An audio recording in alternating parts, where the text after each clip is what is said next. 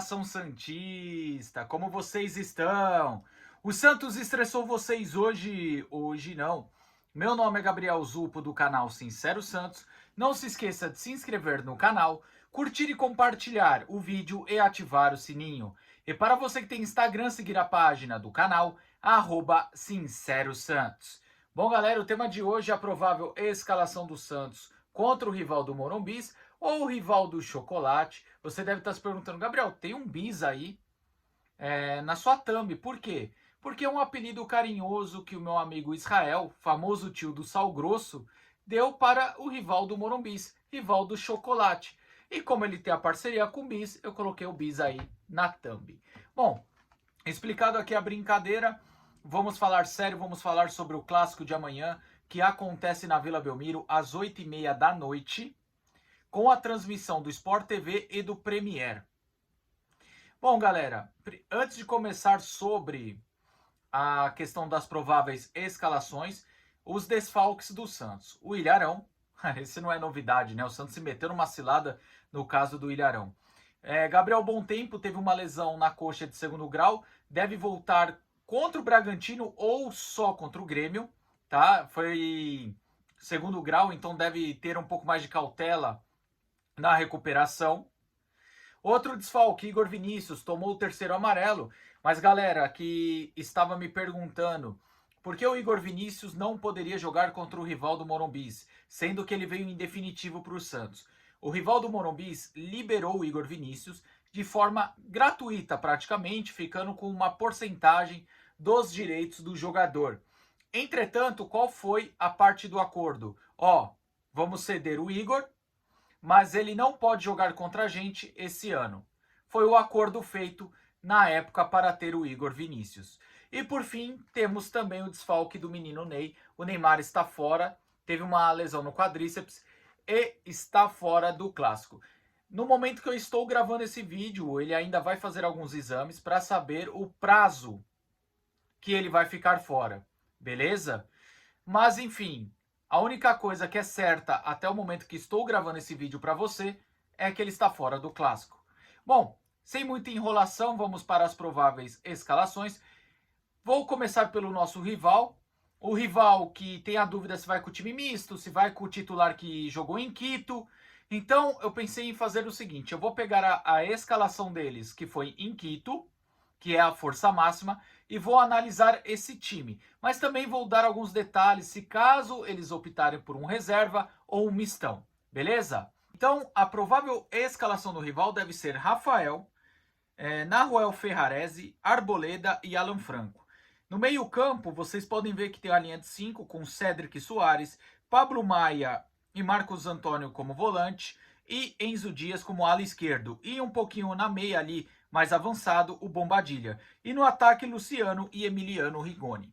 Bom, como eu falei, o rival do Morumbis ele pode optar por essa zaga ou você pode ver também Sabino e Rafael Tolói entrando no jogo. Eu começo pelos pontos fortes do rival. É um time muito rápido, um time muito leve. O Santos tem que tomar cuidado com a transição. Um contra-ataque pode ser fatal por causa dessa velocidade e toque de bola. Então, os times do Crespo têm essa característica da velocidade, né? E a famosa tabela, né? Que até parece aquele jogo de futsal, que você aproxima, toca e faz a ultrapassagem, fazendo triangulações. Outro ponto forte do rival do Morumbi é que os alas, o Cédric e o Enzo Fernandes, quando eles chegam na linha de fundo, eles não procuram necessariamente o atacante. Eles procuram um jogador que está entrando na área, bem ali na meia-lua. Então a gente tem que tomar cuidado com a questão desse homem surpresa, que no caso deve ser o Bombadilha, que tem uma boa finalização. Outro jogador que me impressiona um pouco na finalização de longe é o Pablo Maia, volante. Bom, tem essa questão também dos alas, que são alas que constrói bastante, tem qualidade com a bola no pé. E também é um time que leva muito perigo na bola aérea ofensiva, principalmente o Arboleda. O trio de zaga ali vai muito bem nesse quesito. Outra coisa que eu queria falar para vocês que eu anotei aqui é o facão dos atacantes, tá? É uns atacantes que aproveita a linha alta, às vezes que acaba sendo mal feita, e faz aquela corrida diagonal nas costas da zaga. Então o Santos tem que tomar cuidado na hora que subir as linhas no contra-ataque e tomar esse facão. Principalmente com um time que pode ter o Rigoni. O Rigoni não é aquele jogador brilhante, é aquele jogador craque de bola. Porém, é um jogador rápido. E agora, a minha preocupação maior é o Ferreirinha, que só não foi titular em Quito por causa da altitude. Ele sentiu um pouco o efeito e acabou entrando ao decorrer do jogo. Então, assim, o Santos tem que tomar muito cuidado com isso. Outra coisa, se o Crespo optar pelo Dineno, que é um 9 mais clássico, você também tem que tomar cuidado com esse facão. Só que o facão do Dineno é um facão mais dentro da área, ali da meia-lua para a marca do pênalti, entende? Agora, se é Rigoni, se é Luciano, se é Ferreirinha, já é um facão feito ali do meio-campo, ok? Passando para os pontos fracos do rival, começo com o preciosismo na saída de bola. Tanto o jogo contra a LDU e na derrota contra o Cruzeiro, eu percebi que eles querem meio que enfeitar a saída de bola ou demora para fazer um toque simples e acaba perdendo a bola, criando oportunidade para o adversário. Então, com isso, galera, eu acho que é um ponto que o Santos pode aproveitar, até porque o Vojvoda, em certos momentos, gosta de marcar pressão. Beleza? Outra coisa que eu queria falar para vocês é que se eles optarem por Sabino e Rafael Tolói, é uma defesa lenta, tá? Já tem esse problema da lentidão se for a zaga titular, o trio de zaga titular, que tem uma recomposição lenta, qualquer contra-ataque pode ser fatal, os alas não marcam tão bem, o Enzo Dias e o Cedric têm problemas também na recomposição, porém, a lentidão com o trio de zaga titular que é um problema. Agora, com o Sabino e Tolói já é um problemaço, entende o que eu quero dizer? Então, o Tolói, que está voltando ainda a ter ritmo, o Sabino, que é mais uma opção de elenco, eles acabam tendo mais problemas na recomposição. Beleza? Acho que é tudo isso que eu tinha para falar para vocês. Eu acho que o último ponto fraco, pelo que eu coloquei aqui nas minhas anotações, é que o rival dá muito espaço para chutes de longa distância. Então, o atacante do Santos tem que estar esperto no rebote, abriu, finaliza, tenha coragem de finalizar. Bom, agora vamos para o provável Santos, que foi apurado pelo Lucas Musetti, que o provável Santos não deve fugir muito disso, mantendo a estrutura que foi contra o Atlético Mineiro, com Gabriel Brazão no gol, que era a dúvida, Mike, Adonis Frias, Luan Pérez e Escobar. Zé Rafael, Victor Hugo pela direita e Schmidt pela esquerda. Roleiser na vaga do Neymar, Lautaro e Guilherme. Olha, eu não tenho muito o que falar sobre a provável escalação do Santos. Eu só tenho que falar que eu gostei, porque ele mantém a estrutura do time. Isso eu gostei bastante, tá? Eu acho que se fosse Neymar e Roleiser, você dá uma mexida no meio, tudo bem, porque são dois jogadores extra classe, dois jogadores fora da curva. Porém, como você não tem o Neymar, eu acho que o ideal é essa escalação.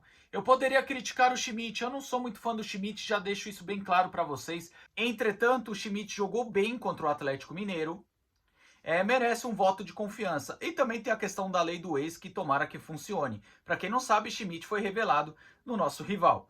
Agora, é um jogo para o Roleiser se provar. Se eu tivesse que falar alguma coisa para vocês, eu falaria essa questão do Roleiser. É um jogo que ele precisa se provar. Gosto dele, é bom de bola, já decidiu algumas partidas, como contra o Fortaleza, foi bem contra o Sport, foi bem contra o Vitória. Entretanto, tem algumas partidas que ele ficou devendo, porque era o momento dele puxar o protagonismo. E agora ele vai estar centralizado, não vai estar caindo pela direita, pelo que diz a provável escalação que o Musetti apurou. Então, galera, é um jogo que ele precisa se provar. Porque se a gente analisar por números, tá? Vou falar por números e não técnica. O Barreal foi um valor muito mais baixo, até agora o Santos só paga os salários do Barreal, e o Barreal entregou mais que o Roleiser. Repito, por números. Tecnicamente o Roleiser é um jogador melhor. Vamos deixar isso também bem claro aqui para vocês.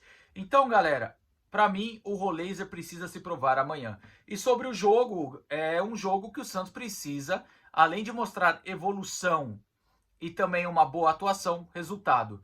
Amanhã, tô para dizer para você que é bem melhor o resultado do que um desempenho. Por exemplo, jogou meia boca ou jogou mal, mas ganhou. É o que importa amanhã. Lógico que o ideal é uma boa apresentação com o resultado.